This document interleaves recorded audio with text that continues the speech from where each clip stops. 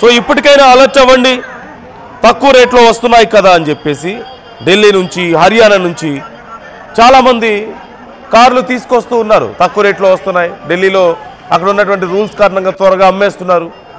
హర్యానాకి వెళ్ళి అక్కడి నుంచి తీసుకొస్తున్నారు, మోడిఫై చేయించుకొని మరీ తీసుకొస్తున్న పరిస్థితి కనిపిస్తుంది. సో బీ కేర్ఫుల్, ఎవరు ఇలాంటి తొందరపడిన నిర్ణయాలు తీసుకోవద్దు. ఇష్టం వచ్చినట్లుగా తక్కువ రేట్లకు వస్తున్నాయని ప్రాపర్ క్లారిటీ లేకుండా అక్కడ అంటే అది ఎవరి దగ్గర నుంచి కొంటున్నాం, వాళ్ళకి అది ఎక్కడి నుంచి వచ్చింది, వాళ్ళ పేరు మీద ఉందా లేదా, ఇందులో పార్ట్స్ అన్ని కరెక్ట్గా ఉన్నాయా లేదా అనేది చూసుకోకుండా కేవలం డబ్బు కోసం ఆశపడి కొనుక్కోవద్దు. తక్కువ రేటుకు వస్తున్నాయి కదా అని. ఏం జరుగుతుందో ఎవరికి తెలియదు, ఎవరు అంచనా వేయలేరు. ఒకసారి నేను మీకు నిన్న రాత్రి ఘటన జరిగిన తర్వాత అక్కడ పరిస్థితి ఎలా ఉందో నేను మీకు చూపించే ప్రయత్నం చేస్తాను. ఆ విజువల్స్ ఒకసారి చూస్తే మన గుండెల్లో జలతరిస్తుంది, తెలియని భయం మనల్ని ఆవహిస్తుంది. ఆ పరిస్థితుల్లో మనం ఉంటే ఒక్కసారి ఎలా ఉంటుందో, ఏమైపోతాము ఒక్కసారి చూడండి. బంధువుల్ని, కుటుంబ సభ్యుల్ని కోల్పోయిన వాళ్ళ పరిస్థితి ఎలా ఉంటుందో. ఇదంతా ఒక ఎత్తు అయితే ఇప్పుడు దేశంలో మరొక ఘటన ఎక్కడ జరుగుతుందో తెలియని పరిస్థితి, ఏం జరుగుతుందో తెలియని పరిస్థితి. ప్రభుత్వం ఏం చేయబోతుంది, ఇప్పుడు కేంద్రం ఏం చేయబోతుంది, ఇండియా ఏం చేయబోతుంది, ఏ చిన్న ఉగ్రవాద కదలిక కనపడినా, ఏ చిన్న ఉగ్రవాద చర్య చేసినా, భారతీయుల ప్రాణాలకు ఏ చిన్న నష్టం చేసినా మిమ్మల్ని అంతం చేస్తామంటూ భారత్ పాకిస్తాన్ని హెచ్చరించింది. గ్రాఫ్లో మీ దేశం లేకుండా చేస్తామంటూ హెచ్చరించింది. మ్యాప్లో మీరు కనిపించరు అంటూ హెచ్చరించింది పాకిస్తాన్ కనిపించదని. ఇప్పుడు భారత్ ఏం చేయబోతుంది, మరొకసారి ఆపరేషన్ సింధూర్ మొదలవబోతుందా? ఈసారి ఎక్కడ ఆపారో అక్కడి నుంచి మొదలుపెట్టి ఇక పూర్తి చేయబోతున్నారా? ఒకసారి ఇదిగో మీరు రాత్రి జరిగినటువంటి పరిస్థితిని మీరు ఒకసారి చూస్తున్నారు. ఢిల్లీ పేలుళ్లకు సంబంధించి సీసీ ఫుటేజ్ రిలీజ్ అయినట్లుగా తెలుస్తోంది. ఇప్పటికే ఉగ్ర దాడిగా పోలీసులు అనుమానించి ఆ కోణంలో విచారణ చేస్తున్నారు. ఎర్రకోట వద్ద మెట్రో స్టేషన్ వద్ద ఈ ఘటన చోటు చేసుకుంది. గేట్ నెంబర్ 1 వద్ద ఇప్పటికే మృతుల సంఖ్య 13కి పెరిగినట్లుగా తెలుస్తోంది. మరొక 20 మందికి తీవ్ర గాయాలయ్యాయి. మృతుల సంఖ్య మరింత పెరిగే అవకాశం ఉందంటూ తెలుస్తోంది. కేంద్ర హోంమంత్రి ఆ ఘటనా స్థలాన్ని ఇప్పటికే పరిశీలించి వెళ్లారు. ఎప్పటికప్పుడు ఎన్ఐఏ అధికారులతో మాట్లాడుతున్నారు. మరోవైపు దేశవ్యాప్తంగా హై అలర్ట్ మనం చూస్తున్నాం. హైదరాబాద్, ఢిల్లీ, చెన్నై, యూపీ, హర్యానా, వెస్ట్ బెంగాల్ ప్రాంతాల్లో ఎక్కడ చూసినా సరే స్నిఫర్ డాగ్స్తో బలగాలు తమ సెర్చ్ ఆపరేషన్స్ కొనసాగిస్తున్నాయి. ఏ చిన్న అనుమానం ఉన్నా వెహికల్స్ అన్ని ఆపుతున్నారు. కార్లు, బైక్లు అన్నీ ఆపి సెర్చ్ చేస్తున్నారు. ఎయిర్పోర్ట్స్లో హై అలర్ట్ ప్రకటించారు. రైల్వే స్టేషన్స్, బస్ స్టాండ్స్లో జాగ్రత్తగా ఉండాలంటూ సూచిస్తున్నారు. ఇప్పటికే అక్కడ కూడా అన్ని రైల్వే స్టేషన్స్, కీలకమైనటువంటి ప్రాంతాలన్నింటిలోనూ సెర్చ్ కొనసాగుతోంది. ఉగ్రదాడిగా అనుమానిస్తున్నారు. ఆ కోణంలోనే విచారణ జరుగుతోంది. మరోవైపు అసలు ఈ కారు ఎక్కడి నుంచి వచ్చింది అనేది కూడా విచారణ చేసే ప్రయత్నం చేస్తున్నారు. కారు అసలు ఓనర్ని ఇప్పటికే అదుపులోకి తీసుకున్నారు. అతని పేరు సల్మాన్ అంటూ తెలుస్తోంది. ఆ కారు HR26 కార్ నంబర్ని గుర్గావ్కి చెందిన కారుగా గుర్తించారు. ఆ తర్వాత ఢిల్లీలోని ఓఖ్లాలో ఉండేటువంటి దేవేంద్రకి ఆ కారుని అమ్మాడు. దేవేంద్ర కార్ని హర్యానాలోని అంబాలాలో మరొకరికి అమ్మినట్లుగా తెలుస్తోంది. అయితే హర్యానా అంబాలాలో ఎవరు కొన్నారు ఆ కారు, అక్కడి నుంచి ఆ కారు ఎక్కడికి వెళ్ళింది అని మొత్తం ట్రాక్ చేసే పనిలో ఉన్నారు పోలీసులు. సీసీ కెమెరాల ఆధారంగా ట్రాక్ చేస్తున్నారు ఆ కార్ని. మరోవైపు ఈ పేలుడు ఖచ్చితంగా ఉగ్రవాదుల చర్యగా భావిస్తున్నారు. ఇప్పుడు భారత్ ఏం చేయబోతుంది? మరోవైపు హైదరాబాద్లోను, చెన్నైలోను, ముంబైలోను, ఢిల్లీలోను ఎక్కడ చూసినా సరే హై అలర్ట్ కనిపిస్తుంది. ప్రజల్లో ఆ భయభ్రాంతులు కనిపిస్తున్నాయి. సెర్చ్ ఆపరేషన్స్ కొనసాగుతున్నాయి. ఇంకేదైనా ఘటన జరిగే అవకాశం ఉందేమో అన్న అనుమానాలు క్లియర్గా మనకు కనిపిస్తున్నాయి. So be careful. మీరు మార్కెట్కి వెళ్తున్నారా, బస్ స్టాండ్కి వెళ్తున్నారా, రైల్వే స్టేషన్కి వెళ్తున్నారా, అత్యవసరం అయితేనే వెళ్ళండి. ఎందుకంటే హై అలర్ట్ ప్రకటించారు. మీరు అత్యవసరం అయితేనే బయటికి రండి. మీ పిల్లలు జాగ్రత్త.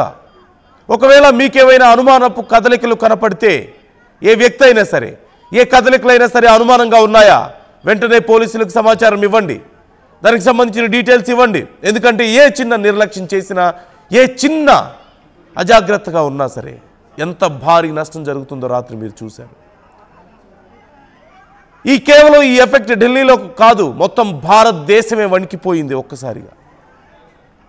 పాకిస్తాన్కి బుద్ధి చెప్పాం, ఉగ్రవాదులకు బుద్ధి చెప్పాం, ఇక మన జోలు రావాలంటే భయపడతారు అనుకున్న సమయంలో మరొకసారి భారీ నష్టం.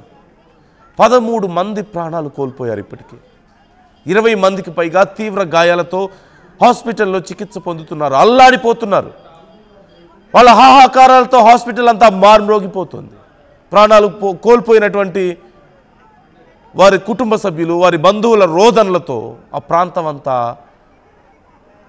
పూర్తిగా గందరగోళంగా ఉంది, మార్మోగిపోతుంది. ఎవరు దీనికి రెస్పాన్సిబిలిటీ? ఏం చర్యలు తీసుకోవాలి ఇలాంటి విషయంలో? కామెంట్ చేయండి. ఇప్పుడు మనం ఏం చేయాలి? మరొకసారి మన భారతీయుల రక్తం చిందింది, మరొకసారి మన భారతీయుల మృతదేహాలు చిత్రమై మనకు కనిపిస్తున్నాయి, మన ఆస్తులు ధ్వంసమయ్యాయి, మన ప్రజల్లో భయం కనిపిస్తోంది, వాళ్ళ ముఖంలో వాళ్ళ గుండెల్లో భయం కనిపిస్తోంది. మరొకసారి ప్రాణ భయంతో మన పౌరులు పరుగులు తీయాల్సిన పరిస్థితి కనిపించింది. మరొకసారి మన దేశం ఈ మోతతో, బాంబుల మోతతో దద్దరిల్లింది. ఏం చేయాలి? ఈ సమయంలో ఏం చర్యలు తీసుకోవాలి? ఇప్పటికే మనం హెచ్చరించాం.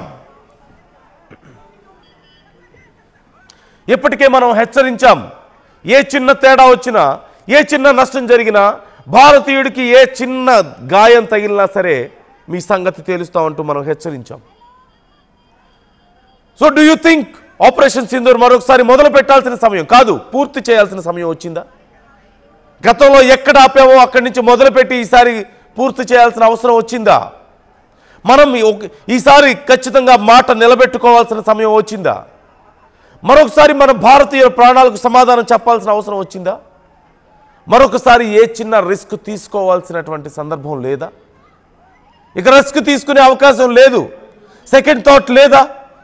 మీ అభిప్రాయాలను కామెంట్ చేసే ప్రయత్నం చేయండి. మరొకసారి పాకిస్తాన్కు బుద్ధి చెప్పాల్సిన అవసరం ఉందా? ఖచ్చితంగా ఇది ఉగ్రవాద చర్య అంటూ భావిస్తున్నారు. సో ఏం చేయాలి ఈసారి? కామెంట్ చేసే ప్రయత్నం చేయండి. మీ ఒపీనియన్ ఏంటి? What is the permanent solution? దీనికి ఏరి వేయాల్సిందేనా? ఇక తూటాల వర్షం కురిపించాల్సిందేనా? ఇంకా ఎంతమంది నష్టపోవాలి? వాళ్ళు మన కుటుంబ సభ్యులు లాంటి వాళ్ళు కాదా? మన సోదరులు కాదా?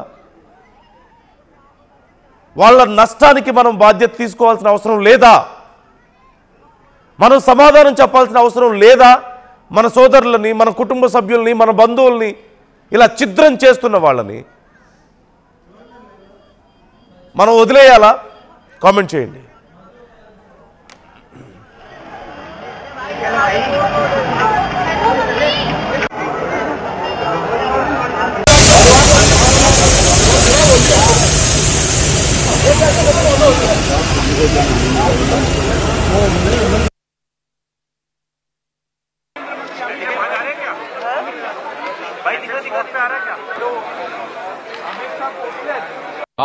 आज करीब 6:52 पे एक यहाँ पे रेड लाइट पे एक स्लो मूविंग व्हीकल जो रेड लाइट की तरफ आके रुका था, उसमें एक ये एक्सप्लोजन हुआ है। उस वक्त गाड़ी के अंदर जो पैसेंजर्स उसके अंदर ही थे और इस एक्सप्लोजन से जो है आसपास की गाड़ियों में भी क्षति हुई। जैसे ही इसकी खबर मिली, हम सारी एजेंसीज जो है, Delhi police, FSL, NIA, NSG, उनकी टीम्स यहाँ पे आ चुकी हैं और हालात का जायजा भी ले रही है। हर तरीके से इस जो है एक्सप्लोजन के बारे में जांच की जा रही है और जल्दी ही इसका आकलन करके इसका जो भी रिजल्ट निकलेगा वो आपको बताया जाएगा।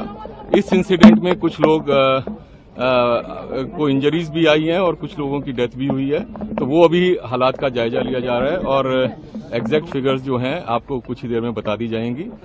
और सिचुएशन को रेगुलरली मॉनिटर किया जा रहा है और गृह मंत्री जी भी जो है उनसे रेगुलरली उनको उन्होंने फोन भी आया था, उनको रेगुलरली ब्रीफ किया जा रहा है और उनको टाइम टू टाइम पूरी सूचना दी जा रही है और आगे जैसे भी हालात होंगे जो भी नतीजा निकलेगा आपको बताया जाएगा। अभी इसको आकलन किया जा रहा है।